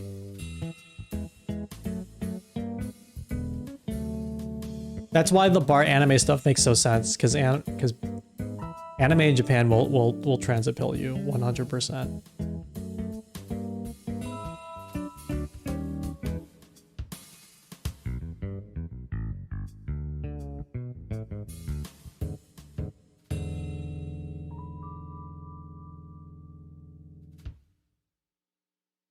Am I emailed a representative to fix the California transit budget? No, I haven't. I'll do that. I will do that.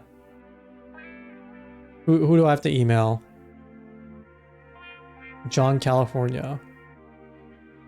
Yeah, this is a model train store. You'll send it? Okay, thank you.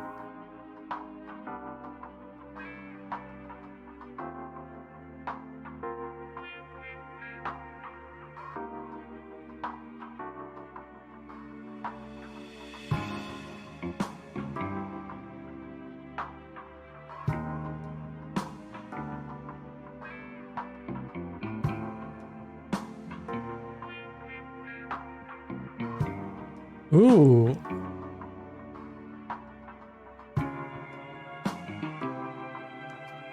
Oh my god, I went to the... Okay, this will be in the full recap stream. But I went to a flea market, and there was just like a box with an airsoft gun on there, and it was really jarring because I think in the US, like most airsoft guns would have like a marker that they're airsoft. These guns do not. They just look like guns. They're very heavy too, so they kind of feel like a real gun. I don't know, I've never held a real gun.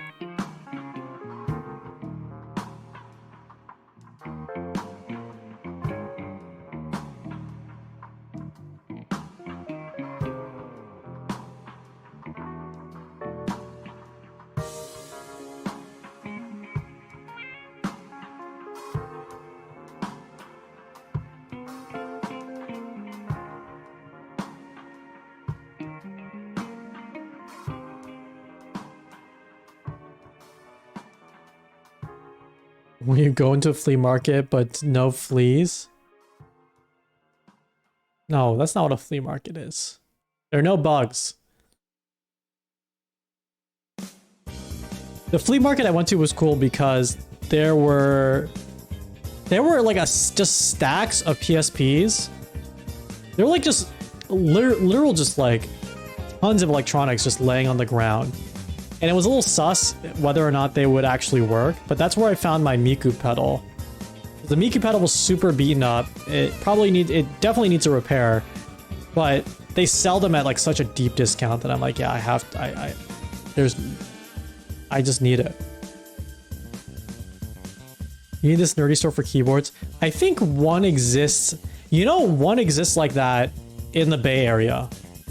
It's not as big as this, but if you know Tiny Key Shop or Tiny Makes Things on TikTok, they run a keyboard store, and it is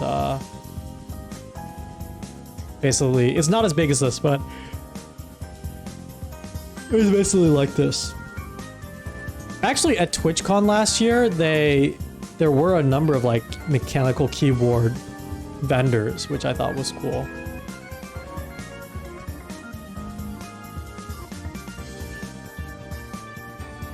Yeah, this is not what I meant when I said there is like a train merchandise store. This is model trains.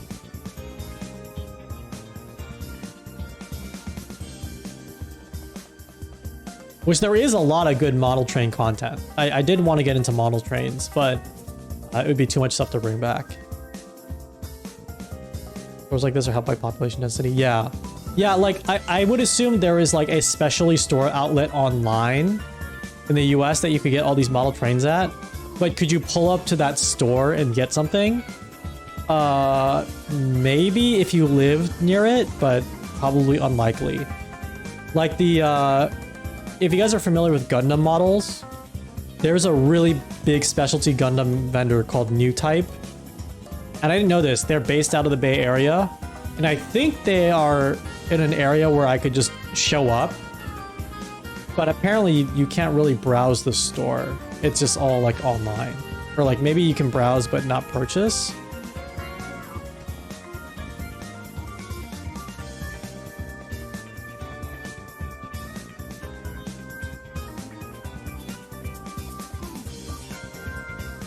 Skeleton.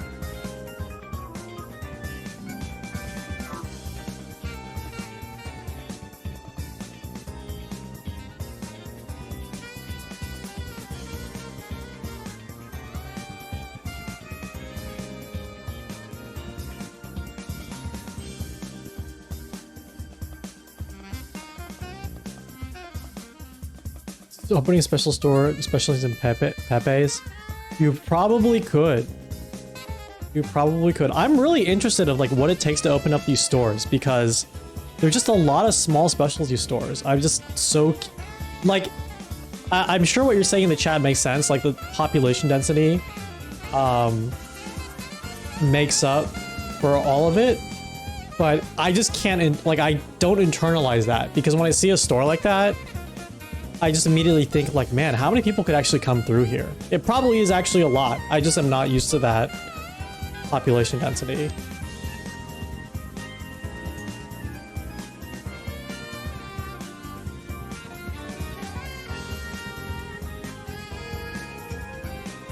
A decent bit, yeah. This is a big department store called Yodobashi Camera. Do they have event spaces? There are event spaces. Most event spaces that I've been to are either, for music, it's like a bar. It's like a bar plus, you know, performance area. Or like I went to an indie game meetup and they had one at a makerspace. It was like a 3D printer makerspace. And then there's just like a bunch of, sometimes there's just like a bunch of different pop-ups at cafes, things like that. I think that's something that's not captured in these videos, is that you could, if you find like the right Instagram or Twitter community, you can find events. Like you can just find normal hobby events that you can go to. I was walking around in Koenji a little bit, and I just saw a poster for like Teenage Engineering Meetup, which is like a synthesizer company, design focused synthesizer company. It's like, yeah, we're doing a Teenage Engineering Meetup next week. Please show up. Yeah, the interesting thing about department stores too is I had a friend who lived there told me anytime someone asks him for recommendations for food, he just tells them to go to department stores now. Because at the top of all these department stores is like a food court or in the basement. And the food is legit. Like it is not like takeout, you know, fast food. All the food is very legit at all these stores. So if you actually want a really, really good meal, the department stores are not a bad choice. You're going to apply to be a firmware engineer at TE. All my designer friends at one point, I think, have thought about doing that. Yeah, they command a lot of design clout. Maybe you can write the firmware for their table. You wanna go lay down? Oh, have a good night. And catch more streams. Thank you. Yeah, I'm gonna try to stream more. I definitely could have used this vacation because I was getting a little busy, feeling a little stretched thin, but I was really glad I took the time off. And I actually wanted to stream and find a streaming setup while I was out there, but I think overall it worked out that I didn't, because I really could have used the brain break. With that, I personally should probably actually get off to bed too. I just wanted to start streaming again because I knew if I didn't do it today, I would keep putting it off. Tomorrow we'll do something interactive for sure. We'll get back to the normal stuff, and then I'll schedule a day for actual recap. I need to sort through my pictures and have interesting things to share. I'll probably combo it with something else. But thank you for watching. I really missed streaming. Transactionally missed all of you. I'm excited to start just streaming again. That's all. I hope I don't have jet lag tonight. Thank you for watching. Yeah, thank you for just listening to me ramble. I didn't even show you my actual trip. But we had a good talk. We are so back, sadly, in America. Okay, I'll find someone to raid though.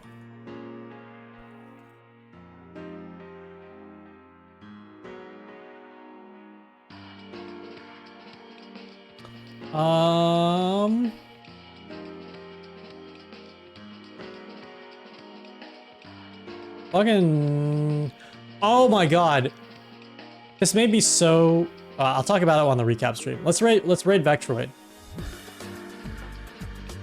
Not sure what's going on in this stream. It's just titled Dave, but it's pretty fucking wild. All right, we're gonna raid Vectroid. You're not prepared. Oh wait, is this? Hold on. Wait, this is not. Oh my god, that's not the same Vectroid. That's not the same Vectroid.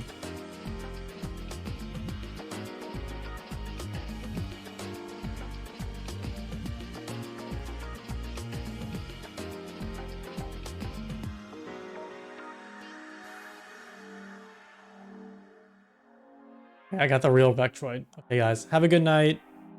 I will see you tomorrow. I'm gonna stream again tomorrow.